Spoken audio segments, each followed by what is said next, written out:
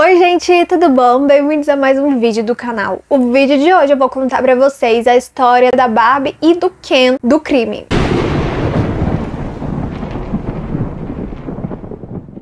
Bom, aproveitando toda essa onda do Barbiecore, eu resolvi trazer pra vocês uma história que ela é conhecida como a Barbie e o Ken do mal, que é de um casal um pouco bizarro, muito bizarro, mas vamos pro começo que eu vou contar pra vocês a história desde o seu princípio. Paul Bernard, ele nasceu em 1964, ele era filho mais velho, ele tinha uma irmã mais nova, e ele era um garoto meio esquisito. Ele cresceu vendo o pai agredir a mãe, inclusive o pai chegou a ser acusado de abuso infantil da própria filha, que era a irmã do Paul. Só que o Paul, ele não esboçava nenhum tipo de emoção. Até que um dia ele descobriu que a mãe dele tinha tido um caso extraconjugal e ele era filho do amante da mãe e não do homem que ele acreditava ser o pai dele. Paul, ele tinha 16 anos e a partir desse momento ele começou a nutrir um ódio profundo por mulheres. O Paul, ele era muito bonito e charmoso e ele sabia disso. Então ele usava esses atributos para seduzir as mulheres e depois humilhá-las pelo ódio que ele nutria da própria mãe. Então ele meio que descontava em todas as mulheres que ele podia. Ainda na universidade, o Paul passou a piorar esse negócio de conquistar as mulheres e depois humilhá-las. Ele passou também a estuprar mulheres aleatórias. Em 1987, uma menina que estava num ponto de ônibus ali perto da casa dos pais, ela foi brutalmente estuprada e agredida. E depois disso foi só ladeira abaixo, porque começou a ter uma onda de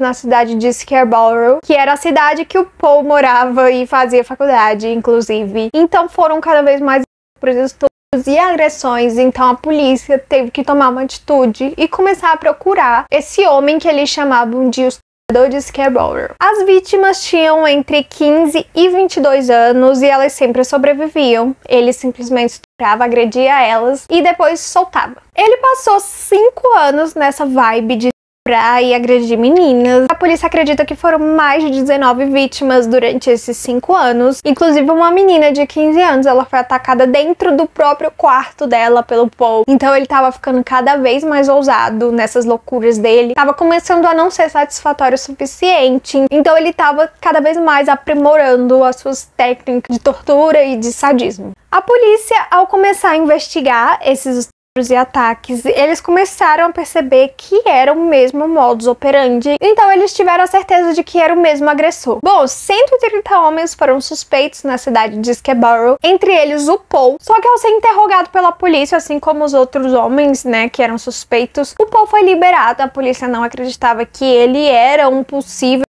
estuprador agressor. Ele era um rapaz estudado, que fazia faculdade, que era gentil, que era bonito. Então a polícia descartou ele como suspeito. E se vocês acham que não pode piorar, eu digo pra vocês que pode sim. Porque em 1990, o Paul, ele conheceu uma mulher chamada Karla Homolka, que tinha 17 anos, e eles começaram a namorar. A Karla, ela era totalmente obsessiva e submissa ao Paul. E ela também não era muito boa da cabeça, e ela apoiava tudo que o Paul queria fazer. Então, ao invés de ela ficar com medo ou tentar impedir que ele fizesse essas coisas, ela passou a ajudá-lo e também a meio que idolatrar tudo aquilo que o Paul fazia. Mas apesar da Karla ela ser completamente obcecada pelo Paul, ela aceitava o fato dele estuprar as meninas, o que é super normal. Ela é obcecada pelo namorado, mas ela não tem ciúme dele outras meninas, o que não faz sentido nenhum. Bom, o Paul, ele começou a ficar totalmente entediado com esse relacionamento com a Karla, como se fosse um relacionamento totalmente monótono, né? Eles iam lá, ele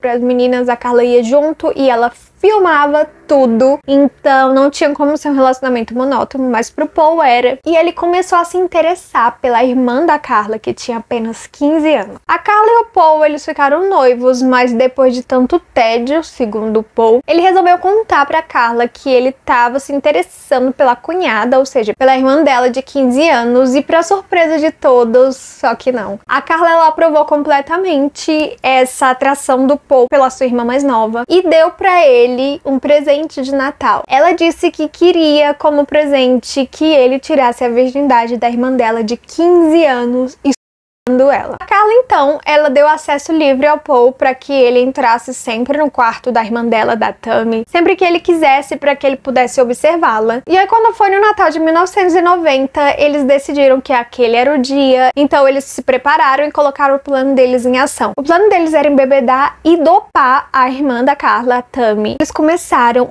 estuprar a Tammy, revezando enquanto o outro filmava e depois eles trocavam. Isso continuou por um bom tempo. A menina, ela já tava desmaiada porque ela tinha misturado, né, bebida, muita bebida, com analgésicos, então ela perdeu a consciência. Só que no meio de toda essa loucura que tava acontecendo ali, a menina começou a vomitar e se engasgar com o próprio vômito, o que deixou o Paul e a Carla desesperados. Então, antes de chamar a ambulância, eles limparam tudo que podia incriminar os dois e aí chamaram a ambulância. Quando a ambulância chegou, a menina tinha morrido. Só que o Paul e a Carla, eles nunca foram tidos como suspeitos pra polícia, eles foram interrogados assim como de costume, porque eles estavam no local do acidente, mas a polícia nunca desconfiou deles, porque eles nunca acharam as drogas no organismo da menina que pudesse ligar a Carla e o Paul a esse acontecimento. Só que a Carla, ela tinha filmado todo esse rolê que tinha acontecido no porão da casa dela. A polícia deu então o acontecimento como morte acidental, como se a menina tivesse se embebedado demais e tomado remédios e acabado realmente vomitando ali, se engasgando sozinha, ninguém viu e ninguém ajudou. Então, foi tido como morte acidental. Em 1991, o Paul e a Carla, eles já estavam casados, e o Paul, ele agredia muito a Carla, que continuava ali, obcecada e submissa ao marido. Um dia, uma das vítimas do Paul e da Carla foi encontrada num lago. Ela tinha sido sequestrada e abusada durante vários dias, até que a polícia encontrou seu corpo morto no lago. A menina, ela tinha sido sequestrada há vários dias, e a polícia descobriu que ela tinha sido todos esses dias até ser morta e jogada no lago. E a polícia ligou esse acontecimento aos outros que estavam acontecendo na cidade de Scarborough. Afinal, como eu disse pra vocês, era o mesmo modus operandi, só que piorando, né? No começo ele só estuprava e batia nas meninas, e ele começou a sequestrar e também a matar as vítimas. E a polícia tava ficando cada vez mais preocupada, porque aquele criminoso tava indo longe demais. Tinha passado a ser um serial killer, o que fez com que a população ficasse em pânico. O Paul tava ficando cada vez mais fora de controle, e a Carla sempre ali, ajudando ele, gravando tudo que acontecia e também atraindo as meninas. E ele sempre batendo cada vez mais na Carla, e ela simplesmente não saía do relacionamento e ficava cada vez mais presa ao Paul. O casal acabou sequestrando mais duas meninas, uma de 14 e uma de 15 anos, e fazendo tudo aquilo que eles faziam. Só que no final eles mataram as duas. Só que uma, eles desmembraram o corpo, cimentaram e jogaram no lago, enquanto a outra eles simplesmente desovaram em uma vala em outra cidade. Em abril de 92, eles cometeram um crime quase que idêntico, só que em vez de desmembrar, eles simplesmente jogaram o corpo de uma menina numa vala, numa estrada rural. E aí a polícia começou a ter certeza que tava tudo ligado. Porque pra gente, assim, é uma coisa óbvia, né? A gente tá vendo de fora, mas os crimes estavam começando a acontecer em cidadezinhas diferentes, e cada um tinha o seu distrito policial, e às vezes eles não se comunicam. Então pra polícia fica um pouco difícil de juntar os casos e montar um caso só, mas eles conseguiram identificar e suspeitar que fosse o mesmo assassino. Em 1993, a polícia começou a suspeitar do Paul, inclusive uma amostra de DNA encontrada em uma das vítimas bateu com o DNA do Paul. E aí a polícia foi atrás da Carla para conversar com ela. Ela já estava sofrendo muitas agressões do Paul, ela não aguentava mais. Então ela fez um acordo com a polícia. Ela iria dizer tudo aquilo que tinha acontecido em troca de uma pena menor. Bom, começou o julgamento do Paul. Nesse julgamento, ele acusava a Carla acusava ele, ficou uma coisa muito louca. E o Paul foi condenado à prisão perpétua, depois que a Carla confirmou que ele tinha cometido mais de 30 estupros. A Carla, ela pegou 12 anos de prisão, né? Ela tinha feito aquele acordo com a polícia que eu falei pra vocês. Só que tempos depois, a polícia achou as fitas que ela tinha filmado de todos os crimes e descobriu que ela também fazia parte, que ela era cúmplice dele. Só que, como eles já tinham feito um acordo com ela, eles não puderam aumentar a pena dela. E quando foi em 2005, ela saiu, ela foi liberta por ter pago já os seus 12 anos de pena. O Paul, ele foi condenado por assassinato, estupro estupro e sequestro de todas aquelas mulheres lá, porque a Carla, ela era uma testemunha ocular de tudo aquilo e também tinham as fitas. E o Paul ficou preso então na penitenciária de Kingston, no Canadá, por todos esses anos, enquanto a Carla foi solta em 2005. Quando foi em 2018, os advogados do Paul entraram com um pedido de liberdade condicional, já tinha bastante tempo que ele estava preso e tal, só que em apenas 30 minutos a decisão foi tomada de que o Paul não ia conseguir essa liberdade condicional. Gente, 30 minutos. Quem já viu um julgamento ou sabe mais ou menos um pouco de como que funciona, às vezes eles demoram dias, semanas para tomar uma decisão a respeito dessas coisas, mas